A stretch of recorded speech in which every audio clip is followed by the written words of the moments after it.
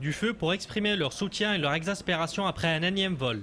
Une cinquantaine d'agriculteurs se sont mobilisés pour exprimer leur soutien aux jeunes producteurs. Ils se sont regroupés devant la gendarmerie de Castelnau-le-Lez avant de rallier le palais de justice où l'agriculteur a été déféré cet après-midi. Il y a eu pas mal d'antécédents, des plaintes ont été déposées par un petit peu tous les agriculteurs, un peu partout en France et notamment par chez nous dans la région. Donc j'espère que les personnes qui ont été interpellées et qui ont fait ces méfaits de vol et qui sont à répétition seront sérieusement sanctionnées. Ouais. Actuellement, il y a des gens qui se croient tout permis, qui rentrent sur nos propriétés par effraction pour voler en fait des biens qui ne leur appartiennent pas. Et donc on est là juste par solidarité et pour montrer notre soutien à Stéphane. Tout a commencé hier soir à Corconne lorsqu'un des voisins de l'agriculteur le prévient du vol. Un de trop, il se précipite vers son hangar.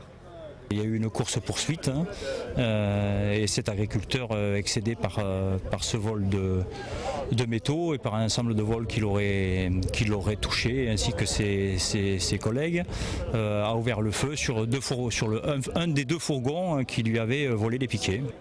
Les vols se sont accentués dans la région, particulièrement depuis la flambée des prix du métal, mais les autorités affirment faire le nécessaire.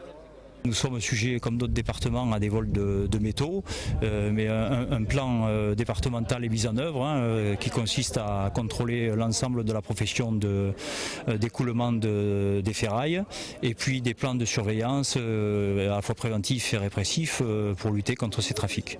Le jeune agriculteur a été relâché vers 17h30. Sous contrôle judiciaire, son procès aura lieu le 6 juin.